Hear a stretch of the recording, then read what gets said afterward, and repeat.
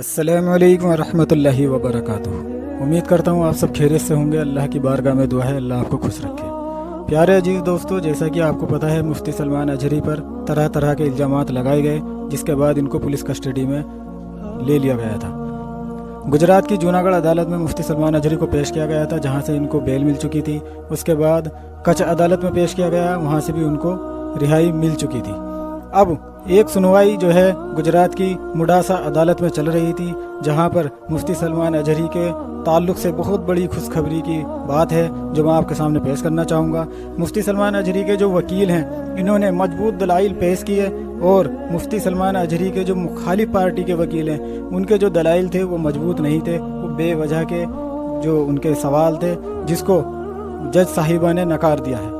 आपको बता दूं, मुफ्ती सलमान अजहरी के जो वकील हैं, इन्होंने बहुत ज़बरदस्त तरीके से मुखालिफ पार्टी के जो वकील हैं उनकी धुलाई की है और इंशाअल्लाह मुफ्ती सलमान अजहरी की अब रिहाई बहुत जल्दी हो जाएगी। गुजरात की अदालत में जो सुनवाई चल रही थी वो गुजराती भाषा में है। हर किसी की समझ में तो ये नहीं आएगी, जो गुजराती भाई हैं उनकी समझ में तो आ जाएगी, लेकिन उसका क्या खुलासा है कुछ मैं आपको बता दूँ मुख्तसर कि जो मुखालिफ पार्टी के वकील हैं उन्होंने जो है इल्ज़ामात लगाए थे कि मुफ्ती सलमान अजहरी का जो भाषण है वो यूपी में भी यानी कि उत्तर प्रदेश में भी इसी तरीके का था, जिसको जज साहिबा ने नकार दिया कि ये गुजरात है, उत्तर प्रदेश नहीं है। उत्तर प्रदेश का मामला उत्तर प्रदेश वाले जाने। दूसरी बात, जो मुखालिफ पार्टी के जो वकील थे उन्होंने एक और दलाइल पेश किए कि मुफ्ती सलमान अजहरी का जो है यूट्यूब अकाउंट है, यूट्यूब चैनल है, जिसको जज साहिबा ने नकार दिया कि यूट्यूब चैनल है, इसमें कौन सी बड़ी बात है। ये तो कोई बड़ी बात नहीं है, किसी का भी यूट्यूब चैनल हो सकता है, बहुत से लोगों का यूट्यूब चैनल है, जिसकी वजह से इनका ये दलाइल भी बहुत ज़्यादा कमज़ोर था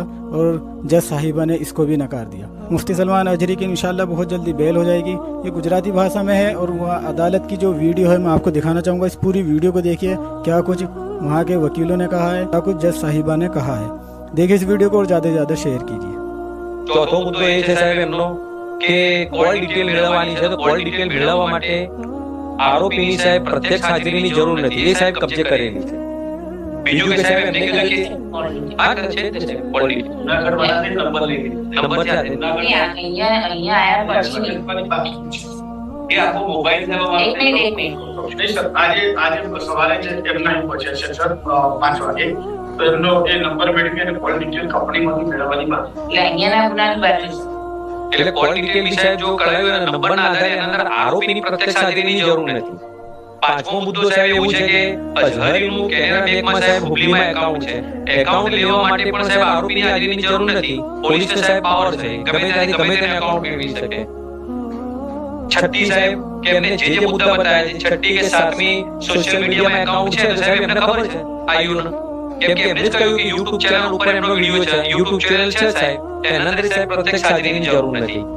અને જે બી સાહેબ રિકવરી કરવાની હોય કે જે કઈ વાત છે એના સાહેબ આરોપીની પ્રત્યક્ષ હાજરીની જ્યારે જરૂર ના હોય તો તેવા સંજોગોના અંદર સાહેબ can not granted the remand sir. એ સાહેબ જો ડોક્યુમેન્ટ આધારિત સાહેબ જો ગુના હોય અને બીજી કે આરોપીની ગેરહાજરીની અંદર ઇન્વેસ્ટિગેશન જો થઈ શકતું હોય એવા સંજોગોમાં સાહેબ રિમાન્ડ આપવાની જરૂર રહેતી નથી સાહેબ।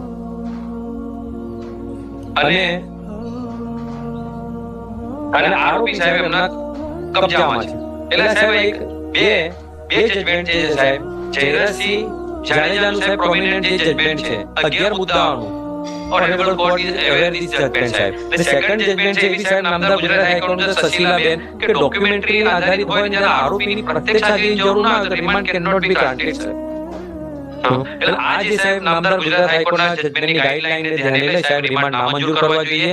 અને સવાલ સાહેબ રહ્યો બીજા એમને કીધું કે બીજા આરોપીને સાહેબ 4 દિવસના રિમાન્ડ આપવામાં આવેલ છે અગાઉના। એમાં સાહેબ મારું એ કહેવું છે કે સાહેબ એ આરોપીને સાહેબ રજૂઆત કરવાની કે અને સાહેબ એડવોકેટ હાજર થાય એ સાહેબ તક મળી નથી। આ કેસમાં આગળના આરોપીને જે રિમાન્ડ 4 દિવસ આપે છે, હા આ સહી લીધી બરાબર, હા એટલે રિમાન્ડના કારણો વાંચી બતાવ્યા, હા બરાબર છે સાહેબ। એટલે કે આગળના આરોપીને 4 દિવસના રિમાન્ડ આપે છે, એટલે એ જ સાહેબ એનો રોલ પૂછીને જ કર્યું છે મેં ઓર્ડરમાં જ પહેલું લખ્યું, હા તો એ જ કહું છું સાહેબ કે અગાઉના આરોપીને 4 દિવસના રિમાન્ડ આપ્યા છે, એ ક્રાઇટેરિયા હાલના જ આરોપીને લાગુ પડે સાહેબ, એનો રોલ હોય છે જેનો જેવો, એટલે સાહેબ રિમાન્ડ નામંજૂર કરવા જોઈએ છે।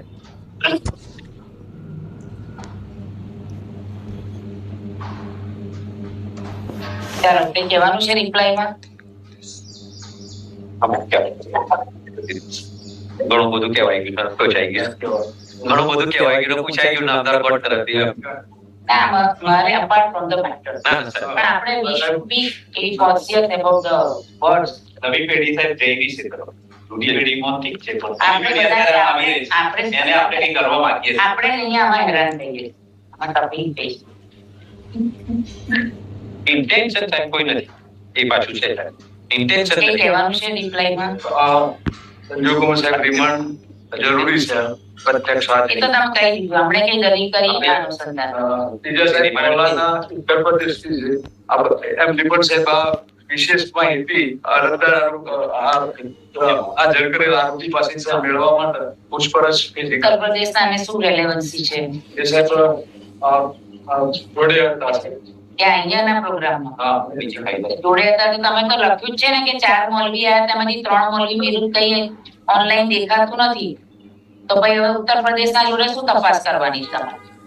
એટલે સાહેબ આ તમામ જે કારણો દર્શાવ્યા કારણો તો બરાબર, તમે જે શબ્દ બોલો એ મને વિદ્યાર્થી ન એટલે સાહેબ કે ઉત્તર પ્રદેશ વાળા જે બોલ્યા છે તો પછી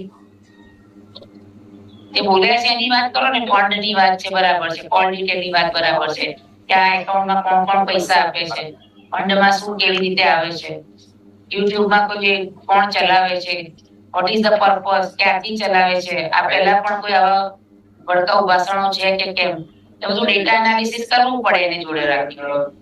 સાહેબ